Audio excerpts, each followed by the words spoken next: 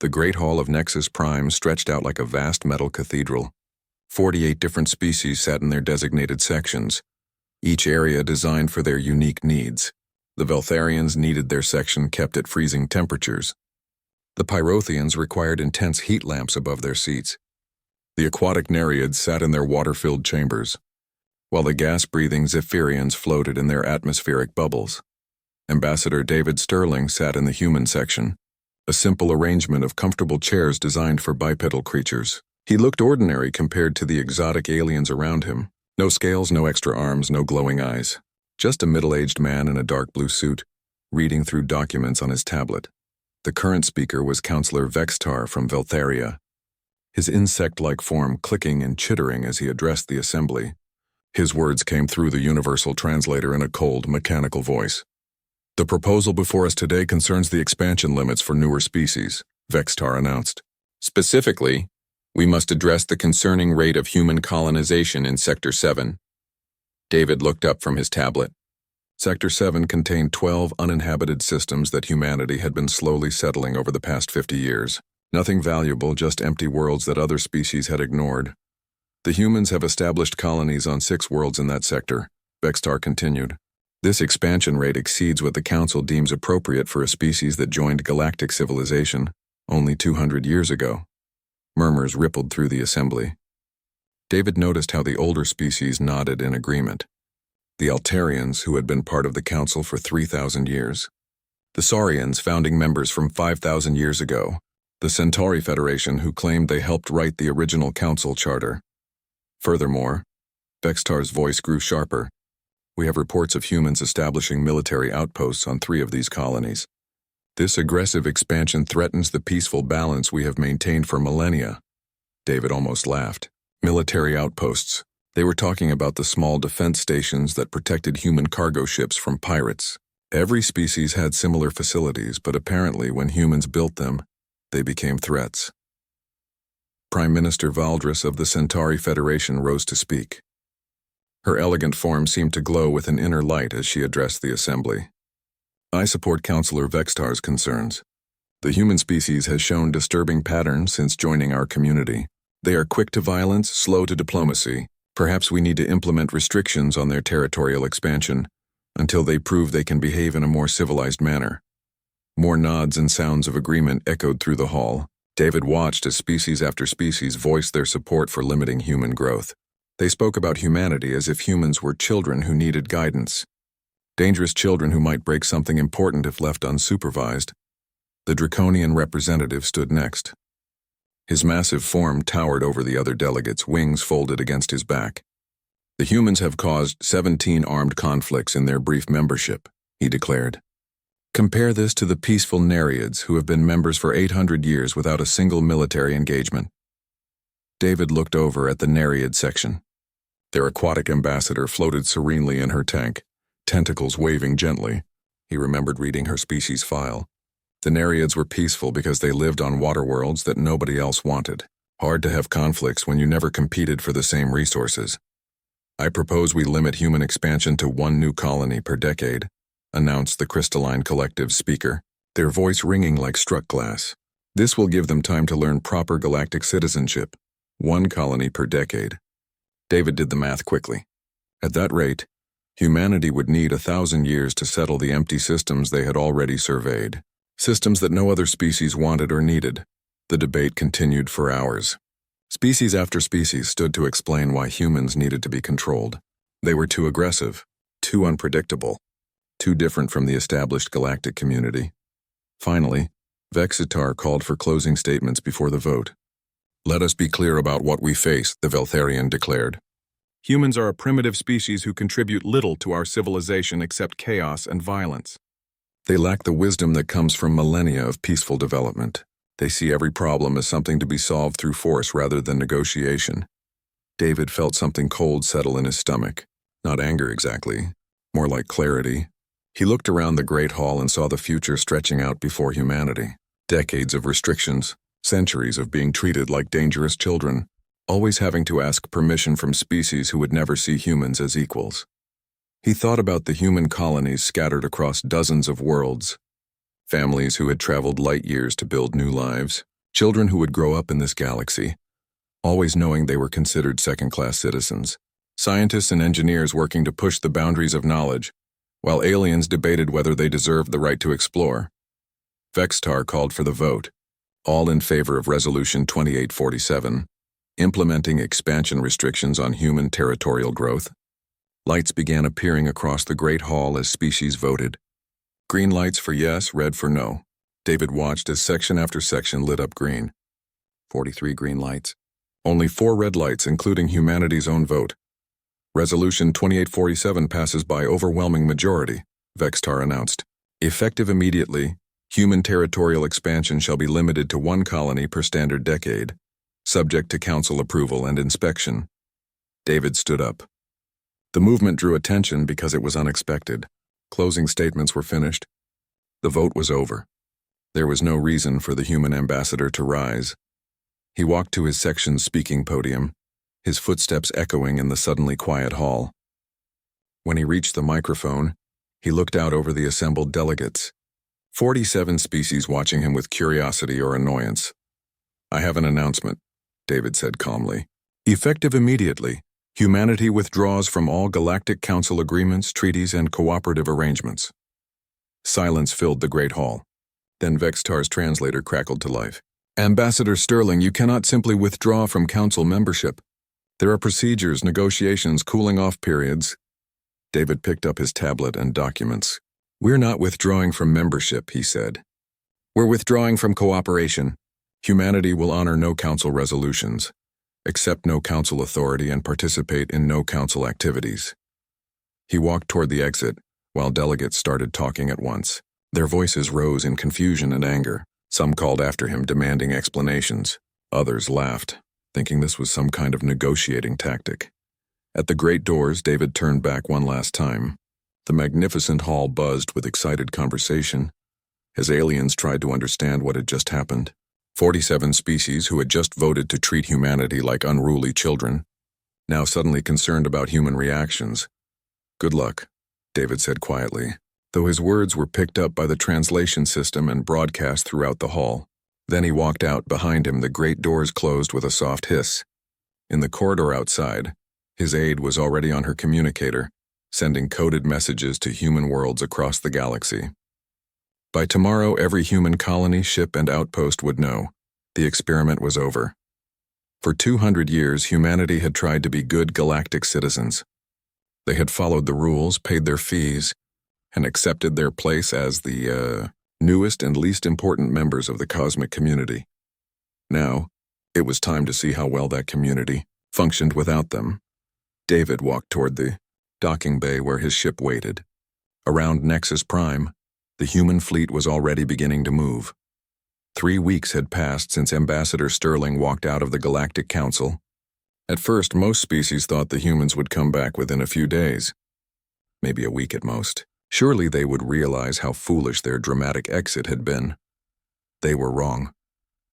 Captain Lisa Torres stood on the bridge of the cargo ship Frontier Dream, watching Kepler Station grow larger on the main screen. The massive space station hung in orbit around a gas giant, its metal spires reaching out like the arms of a mechanical spider. Dozens of ships moved around it in carefully controlled patterns, loading and unloading cargo from across the galaxy.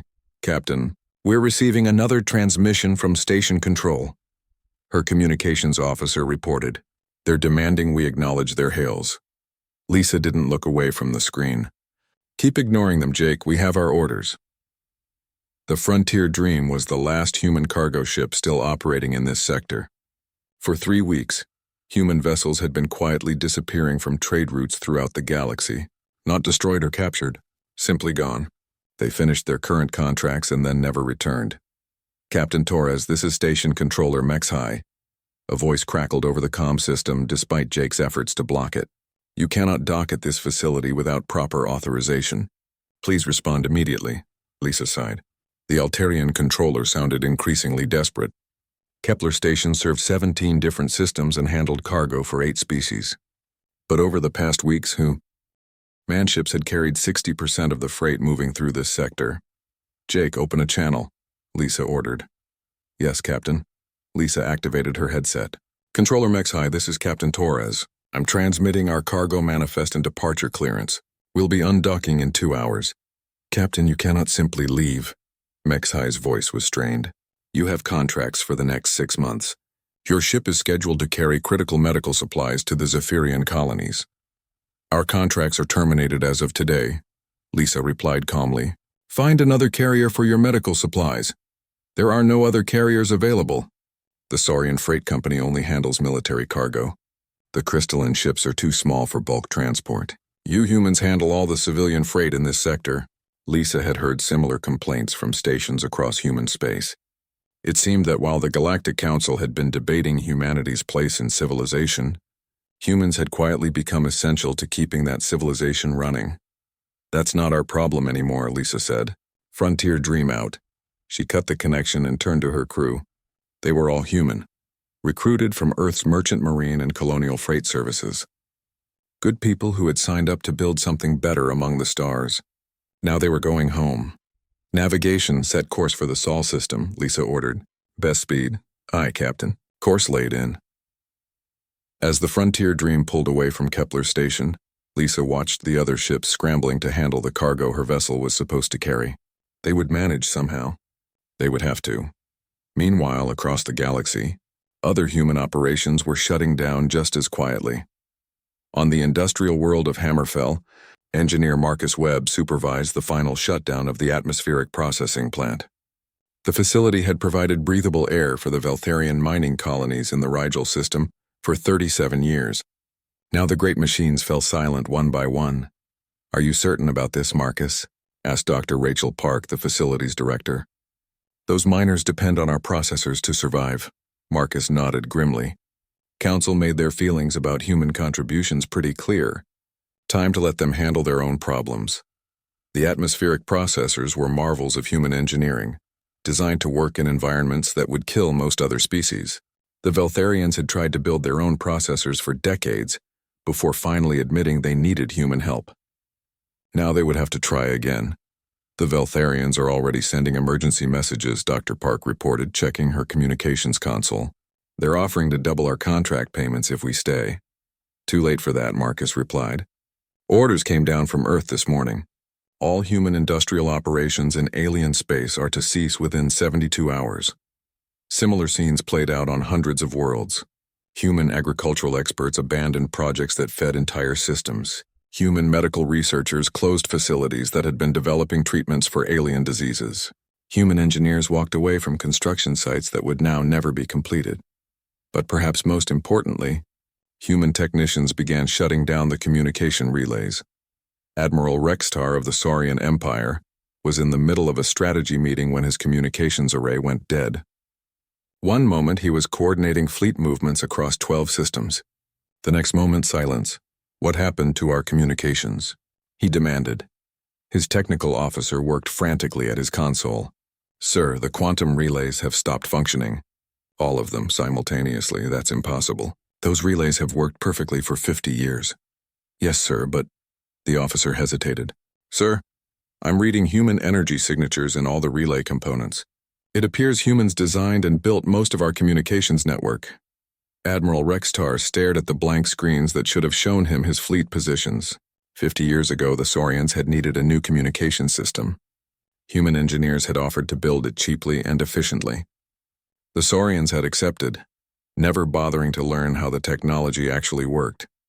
Now hundreds of Saurian warships drifted in space, unable to coordinate with each other or receive orders from command.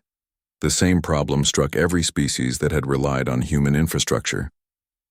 The Draconians discovered their FTL drives needed human-manufactured quantum crystals for maintenance. The Nerids found their deep-sea mining equipment failing without human-designed pressure systems. The Crystalline Collective watched their orbital habitats lose power as human-built fusion reactors shut down. On Nexus Prime, the Galactic Council tried desperately to understand what was happening. This is clearly an act of sabotage, declared Counselor Vextar. The humans are destroying infrastructure to force us to negotiate. Prime Minister Valdris looked pale as she studied the reports flooding in from across known space. The infrastructure isn't being destroyed, she said slowly. It's just stopping, as if it was designed to shut down without human oversight. Impossible, snorted the draconian representative. No species would build such dependencies into critical systems. But that was exactly what had happened. For 2 centuries, humans had been the newcomers in galactic civilization. They had to prove their worth somehow. So they had made themselves useful. They had built things, fixed problems, provided services that other species needed but couldn't or wouldn't handle themselves. Nobody had realized how dependent they had become until the humans disappeared. By the end of the 3rd week, panic was setting in. Trade routes collapsed as human cargo ships vanished. Industrial facilities shut down without human operators. Communication networks failed as human-maintained relays went dark. The species that had voted to restrict human expansion were discovering that humans had already expanded far beyond what anyone had imagined. Not through military conquest or political maneuvering, but by becoming indispensable. On Earth, President Elizabeth Hayes received the daily reports with grim satisfaction. The plan was working exactly as David Sterling had predicted. When treated like children, humans had responded by taking away all their toys. Now the galaxy was learning what those toys were actually worth. "How long do we maintain the silence?" asked General Morrison, head of Colonial Defense. "Until they understand," President Hayes replied. "Until every species in the Council realizes that humanity isn't a problem to be managed. We're a solution they can't live without." Outside Earth's orbital platforms, the human fleet waited in perfect formation, not threatening anyone, not attacking anything, just sitting quietly while the galaxy fell apart without them. The silence stretched on. 2 months after the humans went silent, engineer Marcus Webb stood in the observation deck of Research Station Echo, watching the galaxy tear itself apart through the main viewer. The station hung in the darkness between systems, officially abandoned but still quietly monitoring alien communications. "Another distress signal from the Vega Crossing Hub," reported Dr. Sarah Kim, the station's communications specialist. "Life support is failing on levels 12 through 36. Marcus nodded grimly. Vega Crossing was one of the largest trade hubs in known space, home to over 2 million beings from dozens of different species. It was also completely dependent on atmospheric processors that humans had designed 40 years ago, processors that were now breaking down without proper maintenance. "Any word on casualty numbers?" Marcus asked. "They're not releasing official figures, but the emergency broadcasts suggest they're evacuating entire sections. The Altarian government is begging for human technicians to return." "Too late for begging," Marcus muttered. He turned to another console where the day's intelligence reports were scrolling past. Each one told the same story. Galactic civilization was collapsing. The Draconian Empire's mighty fleet sat powerless in space.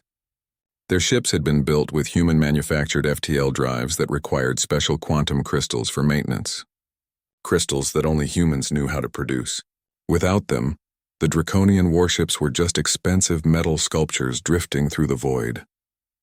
Admiral Korthak of the 3rd Draconian Fleet had sent 17 separate messages to Earth, each one more desperate than the last. His 800 ships were stranded in the Procyon system, unable to return home. His crew was surviving on emergency rations while their proud vessels slowly died around them. "The Crystalline Collective is having power failures across their entire network," Dr. Kim reported. 12 habitat stations have gone dark in the past week. Marcus pulled up the technical specifications for crystalline habitats. The energy-based species required precise electromagnetic fields to maintain their physical forms. Their orbital stations used fusion reactors that human engineers had upgraded over the decades, improving efficiency by 300%. But those reactors needed constant adjustments that only humans understood. Without the upgrades, the old systems were burning out. And when the reactors failed, the crystalline beings simply dissolved back into raw energy. "How many dead?" Marcus asked quietly. "Unknown. The collective doesn't report casualties the same way organic species do. But entire habitat clusters are going offline. That represents millions of individual crystallines. The destruction wasn't limited to any single species or region. It was spreading across the galaxy like a slow-motion plague.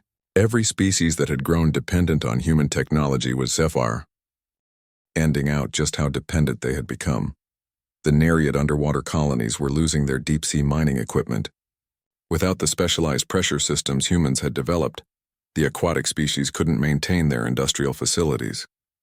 Their entire economy was grinding to a halt. The Zephyrian gas breathers were running out of the atmospheric compounds they needed to survive in standard environments. Human chemical engineers had been producing those compounds for 60 years. Now the supplies were running low, and no other species knew the formulas. But perhaps the most shocking failure was happening on Nexus Prime itself. Prime Minister Valdris stood in the Council's emergency session chamber, trying to maintain order as 47 species all spoke at once. The Great Hall they usually met in was offline. The environmental controls had failed 3 days ago, making it impossible for species with different atmospheric needs to meet together. Order! I must have order! Valdris shouted, her naturally melodious voice harsh with stress. The assembled delegates gradually quieted. They looked like refugees rather than representatives of galactic powers. The Veltharians huddled in thermal suits because their cooling systems had shut down. The Perothians wore portable heat generators. The Nereids attended through remote drones because their aquatic chambers had lost pressure. We need solutions, not blame. Valdris continued. Our infrastructure is collapsing. Our fleets are stranded. Our colonies are dying. We must find a way to restore the human systems. Councillor Vextar spoke up, his voice crackling through a failing translator. We have technical experts from every species working on the problem. Surely we can reverse engineer the human technology. With what? Demanded the Saurian representative. Our best engineers have been studying human communication relays for weeks. The quantum mechanics are completely beyond our understanding. It's like they were built by a species centuries more advanced than us. That's impossible, Vextar insisted. Humans are primitives. They've only been in space for 300 years. 300 years of constant innovation, Valdris said slowly. While we were maintaining our traditional technologies, humans were inventing new ones. Every year, they found better ways to do things we had been doing the same way for millennia. The truth was becoming impossible to ignore. Humanity wasn't just another species in the galactic community. They were the species that had quietly revolutionized everything. Human engineers had rebuilt the fusion reactors that powered half the galaxy's space stations. Human agriculturalists had developed the crop varieties that fed billions of beings. Human medical researchers had created treatments for diseases that had plagued other species for thousands of years, and now it was all going away. The hegemony is offering 100 billion credits for human technicians, reported the Altarian delegate. The collective has authorized unlimited resources for anyone who can restart their habitats. Even the Draconian Empire is promising territorial concessions. It doesn't matter what we offer, Valdris replied. The humans aren't responding to any communications. They've gone completely silent. It's as if they've withdrawn from the galaxy entirely. That wasn't quite true. Marcus knew that human intelligence networks were still operating. They watched and listened to everything happening in alien space. But they didn't intervene. They didn't help. They just observed as the consequences of the Council's decision played out. Status report from the Rigel mining colonies. Dr. Kim announced. Complete atmospheric processor failure. They're evacuating the remaining Veltharian workers. Marcus pulled up the technical files for the Rigel operation. The Veltharians had been strip mining 3 planets in that system for over a century, but the worlds had toxic atmospheres that would kill any organic life in minutes. Human engineers had built atmospheric processors that created safe breathing zones around the mining sites. Now those processors were shutting down, and there was no one left who knew how to fix them. Total evacuation casualty estimate? Marcus asked. 47,000 Veltharians. They're loading them onto emergency transports, but the ships can't carry everyone. Some will have to stay behind and wait to die, she meant. The Rigel colonies were too far from Veltharian space for a complete evacuation. Thousands of workers would be abandoned on worlds that would kill them the moment their emergency breathing gear ran out. Marcus felt a cold satisfaction. These were the same Veltharians whose representative had called humans violent primitives. Now they were learning what happened when the primitives stopped protecting them. Sir, Dr. Kim's voice was urgent.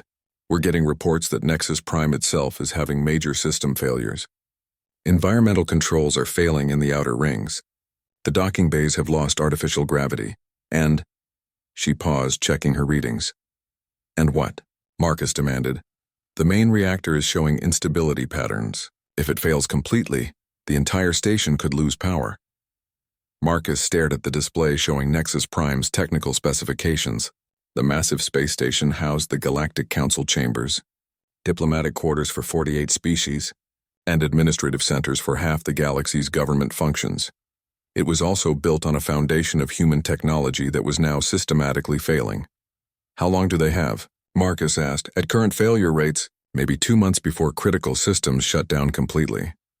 Marcus thought about the thousands of beings living and working on Nexus Prime. Diplomats, administrators, support staff, all of them dependent on technology they had never bothered to understand. Technology that humans had built, maintained, and improved for 2 centuries.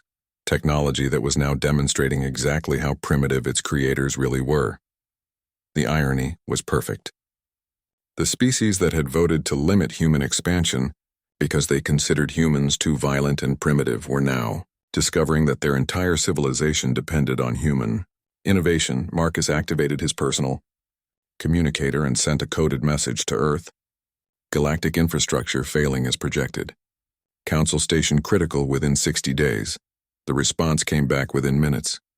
Maintain observation. Do not intervene. Marcus smiled grimly. Humanity had spent 200 years proving they belonged in galactic civilization. Now they were proving that galactic civilization belonged to them. The question was whether the aliens would figure that out before everything collapsed completely. 6 months after humanity went silent, Commander Elena Rodriguez stood on the bridge of the stealth ship Shadow Walker, watching the greatest shipyards in the galaxy fall apart. Through the main viewer, the massive construction facilities of Arcturus Prime stretched across 3 asteroid belts, their metal frameworks reaching between worlds like the skeleton of some impossible creature. The shipyards had been silent for 2 months. Signal analysis complete, reported Lieutenant James Park from the sensor station. No active construction in any of the primary facilities. The Hegemony's newest battleship project appears to be completely abandoned. Elena nodded grimly. The Arcturus shipyards had been building starships for half the galaxy for over 1,000 years. The Hegemony owned them, but species from dozens of worlds came here to have their vessels constructed. It was the largest industrial complex in known space. It was also completely dependent on human metallurgists. What's the official story? Elena asked. Technical difficulties, Lieutenant Park replied. The Hegemony claims they're upgrading their facilities for improved efficiency. But our intelligence says they can't produce the specialized alloys needed for modern ship construction. Elena pulled up the technical files on her personal screen. For the past 60 years, human engineers had been quietly revolutionizing ship construction throughout the galaxy. They had developed new metal alloys that were stronger, lighter, and more resistant to radiation than anything previously known. The aliens had been happy to buy these superior materials.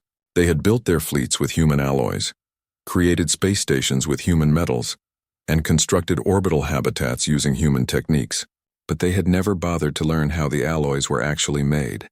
Now the secret formulas were locked away on human worlds, and the galaxy's greatest industrial complex was as useless as scrap metal. Status report from the monitoring stations, Elena ordered. Draconian fleet remains stranded in 17 systems. Crystalline habitats continue to lose power across their network. Nereid mining operations have shut down in 42 systems. The Saurian Empire has lost communication with 60% of their territories. Each report told the same story. Galactic civilization was slowly strangling itself as human technology failed and couldn't be replaced. But Elena knew the most critical failure was yet to come. Any word from the collective's hive mind network? She asked. Lieutenant Park's expression darkened. Cascading failures across 12 systems as of yesterday. The network integrity is down to 37% and falling. Elena felt a chill run down her spine. The collective was a species of billions of individual beings connected through a shared consciousness network. They had achieved technological marvels by linking their minds together, allowing them to think and work as a single entity across multiple star systems. But their network relied on quantum communication arrays that humans had designed and installed over decades. As those arrays failed, the collective was literally losing pieces of its mind. Casualty estimates? Elena asked quietly. Unknown. When collective individuals lose connection to the hive mind, they become catatonic. Current estimates suggest over 2 billion beings are affected. 2 billion sapient creatures reduced to vegetative states because their species had become dependent on technology they didn't understand. Elena tried to imagine the horror of it. An entire civilization watching itself slowly go insane as its shared consciousness fragmented. "Commander?" Lieutenant Park's voice was urgent. "We're receiving a priority transmission from Earth Command." Elena activated her command console. Admiral Chen's face appeared on the screen, her expression grim. "Elena, what's the current status of galactic military assets?" "Complete breakdown, Admiral. The Draconian fleet is stranded and powerless. Hegemony forces can't be resupplied because the shipyards are offline. Saurian Command has lost contact with most of their ships. Even the Altarian defense forces are grounded because their fighters need human-manufactured components." Admiral Chen nodded grimly. "That's what we expected." "How long until total collapse?" Elena consulted her reports. "At current rates, maybe 4 months before galactic civilization ceases to function entirely. Some species might survive on their homeworlds, but interstellar civilization as we know it will be finished." "Understood. Continue monitoring and report any changes." The transmission ended, leaving Elena staring at the dead screen. 4 months, less than a year after walking out of the Galactic Council, humanity had brought the most advanced civilizations in the galaxy to their knees without firing a single shot. "Commander," Lieutenant Park spoke hesitantly. "Permission to speak freely?" "Go ahead. Is this what we wanted? All these beings dying, because they can't maintain the technology we built for them?" Elena was quiet for a long moment. She thought about the Galactic Council session where Ambassador Sterling had walked out. 43 species voting to treat humanity like dangerous children who needed to be controlled and limited. "They made their choice," Elena said finally. "They decided we were primitive and violent. They voted to restrict our expansion because they thought we contributed nothing but chaos. Now they're learning what we actually contributed." "But the collective, 2 billion beings." "The collective voted for those restrictions too," Elena reminded him. "Every species in that council chamber decided that humanity was too dangerous to be trusted with freedom. They wanted to keep us contained and controlled." She gestured toward the main viewer where the silent shipyards drifted against the stars. "This is what containment looks like. When you restrict a species that has become essential to your civilization, you restrict your own ability to survive." Reports continued to flood in throughout the day. The Veltharian mining colonies had been completely evacuated, leaving thousands of worlds stripped of valuable resources but no longer accessible. The Zephyrian atmospheric compounds had run out entirely, forcing the gas-breathing species to retreat to their homeworld. The Nereid deep-sea operations had collapsed, throwing their entire economy into chaos, but perhaps most telling were the reports. From Nexus Prime itself, Prime Minister Valdris had moved the Galactic Council to emergency sessions in a backup facility after the main chambers lost life support. The great hall where humanity had been dismissed as primitive now sat empty and cold, its environmental systems unable to support the diverse species that had once gathered there. The backup facility was smaller, older, and built with pre-human technology. It could barely accommodate half the council species at once, and even then only for limited periods. "The council is dissolving," Lieutenant Park reported. 17 species have recalled their ambassadors. Another 12 have suspended their participation indefinitely. Prime Minister Valdris is trying to hold emergency sessions with whoever shows up, but attendance keeps dropping. Elena wasn't surprised. When your space stations were losing power, your fleets were stranded, and your colonies were dying, sending diplomats to talk became a luxury you couldn't afford. What about direct communications with Earth? Hundreds of attempts daily from every major species. Government leaders, military commanders, industrial executives, they're all begging for human technicians to return and fix their systems. Response? Complete silence. Earth Command isn't acknowledging any alien transmissions? Elena nodded approvingly. Silence was more powerful than threats. It forced the aliens to confront exactly what they had lost when they voted to restrict humanity. "Commander, we're receiving a coded transmission from the Rigel system." Elena frowned. The Rigel mining colonies had been evacuated months ago. "Source? Unknown. It's on human frequencies, but it's not from any of our ships." Elena authorized the transmission. A desperate voice filled the bridge, speaking in heavily accented Standard Galactic. "This is Foreman Kexivore of the Rigel 7 mining facility. We know you are listening, humans. Please, we need your help. Our atmospheric processors failed completely yesterday. We have perhaps 10 days of emergency air remaining. There are still 3,000 Veltharian workers trapped here. The transmission continued for several minutes, growing more desperate. The Veltharian foreman explained how they had tried to fix the processors themselves, how their best engineers had worked for weeks to understand the human technology, how they had failed completely and were now facing certain death. "We were wrong about your species," the foreman concluded. "We understand that now. We called you primitive, but we were the primitives. We built nothing. We created nothing.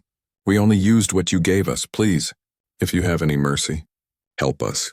The transmission ended. Elena stared at the communication console, feeling the weight of 3,000 lives hanging in the balance. "Orders, Commander?" Lieutenant Park asked quietly.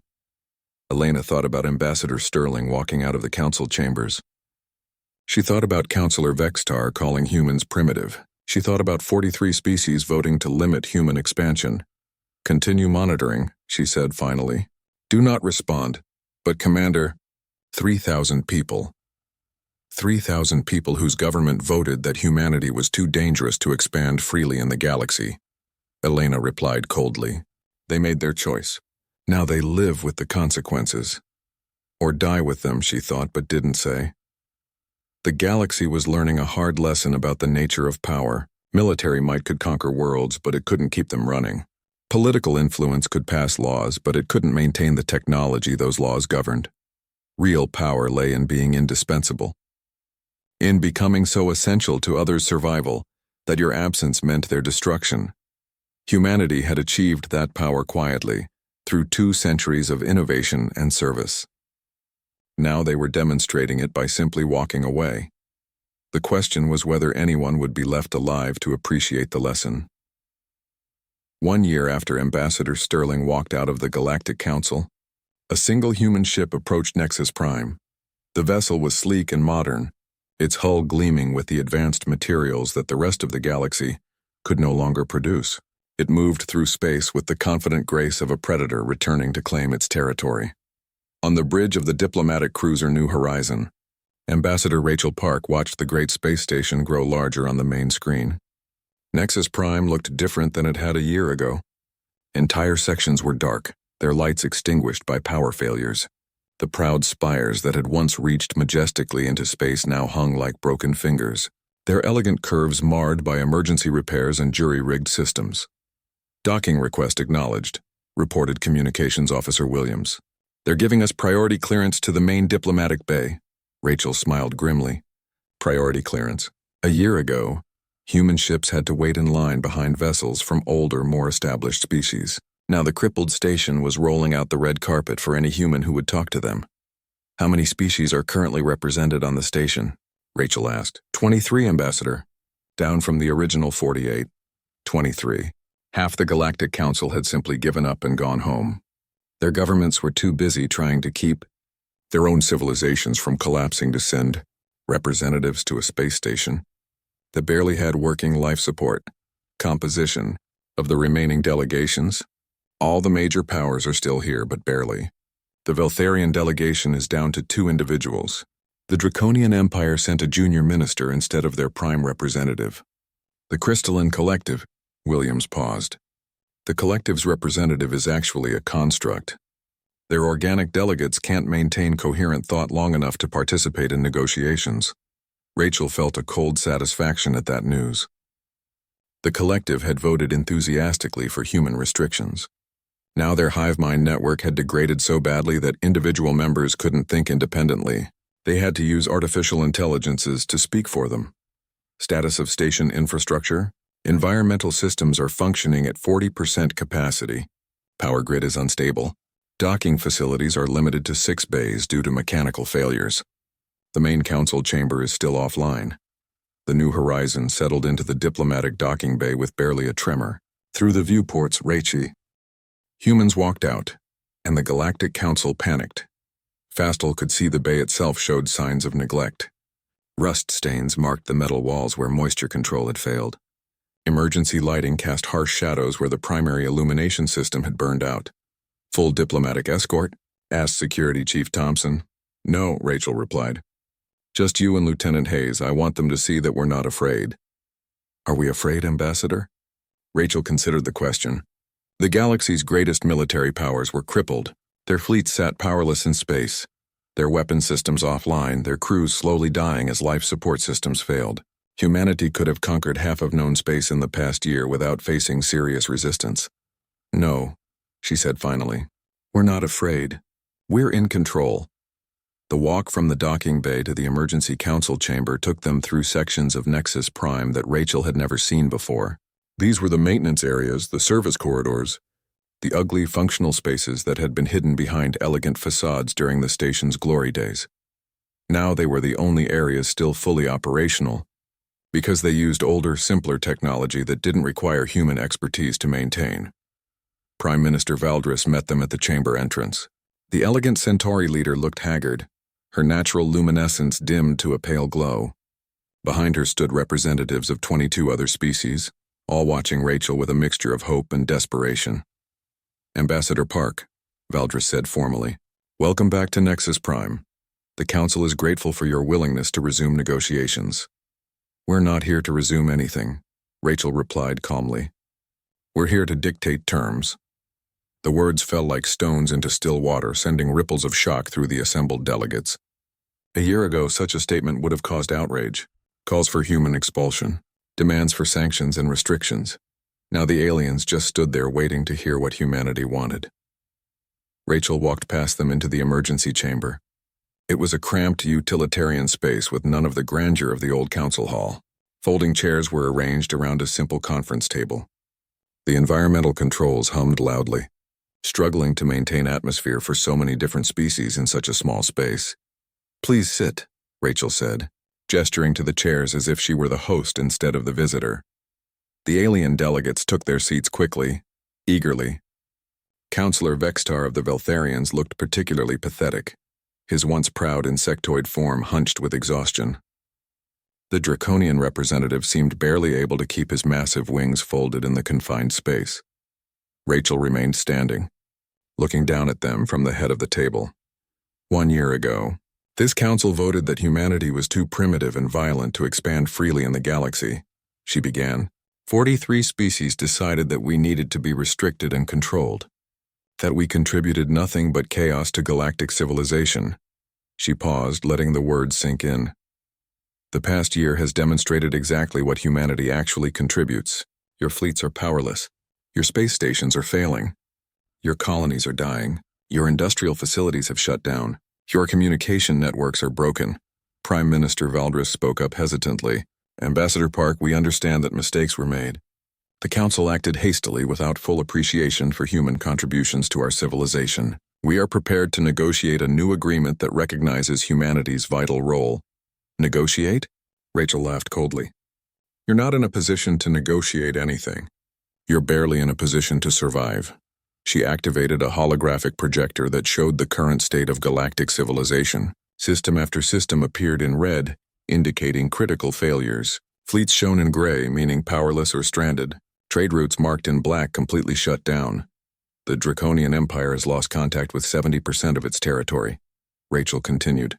The collective's hive mind has fragmented beyond repair. The hegemony's industrial base has collapsed. The Saurian fleets sit dead in space. The Veltharian colonies have been abandoned. Each species representative flinched as their failures were catalogued. Half the council species have withdrawn from galactic government entirely. The other half are here begging for humanity to save them from the consequences of their own decisions. What do you want? Asked the draconian delegate, his voice barely a whisper. Rachel smiled. What we've always wanted. What you voted to deny us. Recognition as a full and equal member of galactic civilization. She gestured, and the holographic display changed to show humanity's terms. The delegates leaned forward eagerly, desperate to see what price they would have to pay for salvation. First, humanity will be recognized as a founding species of galactic civilization, with all rights and privileges thereof. Our territorial expansion will be unlimited and unrestricted. Murmurs of assent rippled around the table. A year ago, such terms would have been rejected immediately. Now they seemed like salvation. Second, the Galactic Council will be restructured with equal representation for all species. No more senior and junior members. No more restrictions based on length of membership. More nods. The old system of species hierarchy had crumbled, along with everything else. Third, humanity will have veto power over any council resolution. that affects human interests or activities. This caused some uncomfortable shifting, but no outright objections. When you were drowning, you didn't argue about the terms of rescue. Fourth, all previous restrictions on human expansion, technology transfer, or territorial claims are hereby nullified. Agreed, said Prime Minister Valdris immediately. The Council accepts these terms completely. I haven't finished, Rachel said coldly. Fifth, the species that voted for human restrictions will provide reparations for the damage caused by their actions. Industrial facilities, territorial concessions, and technology transfers as determined by human negotiators. This caused real alarm. The Veltharian delegate started to object, but Valdris silenced him with a sharp gesture. Sixth, any species that wishes to maintain diplomatic and trade relations with humanity will do so under treaties negotiated individually with Earth government. The age of assuming human cooperation is over. Rachel deactivated the holographic display and looked around the table at the defeated alien faces. These terms are not subject to negotiation or modification. You have 72 hours to provide formal acceptance. After that, humanity withdraws permanently from galactic affairs. And if we accept, ask the Crystalline Collective's artificial representative. Then human technicians will begin returning to repair and restart the systems that keep your civilizations functioning. Your fleets will be restored. Your colonies will be saved. Your industrial facilities will resume operation. How do we know you'll honor this agreement? Demanded Councillor Vextar. Rachel stared at him with cold amusement. Because unlike some species, humans keep their commitments. We spent 200 years honoring agreements with civilizations that treated us as inferior. We built your infrastructure, maintained your technology, and enabled your expansion throughout the galaxy. She leaned forward, placing her hands on the table. The only reason your civilizations exist today is because humanity chose to help you. The only reason they might survive tomorrow is because humanity might choose to help you again, but this time you'll do it as equals, not as masters condescending to their servants. Rachel straightened and walked toward the exit. 72 hours, she repeated. After that, you can try to rebuild your civilizations using your own primitive technology. Good luck. She left the aliens sitting in stunned silence, contemplating the wreckage of their former power. Outside in the corridor, Security Chief Thompson caught up with her. Think they'll accept? He asked. Rachel smiled. They don't have a choice. We've demonstrated that galactic civilization only works with human participation. Now they have to decide whether they want us as partners or whether they want to return to the Dark Ages. 3 days later, the formal acceptance arrived. Every remaining council species signed without modification or protest. Even the ones that had voted most enthusiastically for human restrictions now begged to be included in the new agreements. Within weeks, human ships began returning to space lanes throughout the galaxy. Human technicians restarted failing systems, repaired broken equipment, and restored the technology that made interstellar civilization possible. But this time, they did it as equals. The galaxy that had once dismissed humanity as primitive newcomers now recognized them as the indispensable foundation of modern civilization. The experiment was over. Humanity had proven their worth not through conquest or intimidation, but by demonstrating what happened when their contributions were removed. Now the galaxy belonged to those who could actually keep it running, and humanity had proven that when it came to the technology that mattered, they were the only species that truly understood how the galaxy worked. The age of human equality had begun,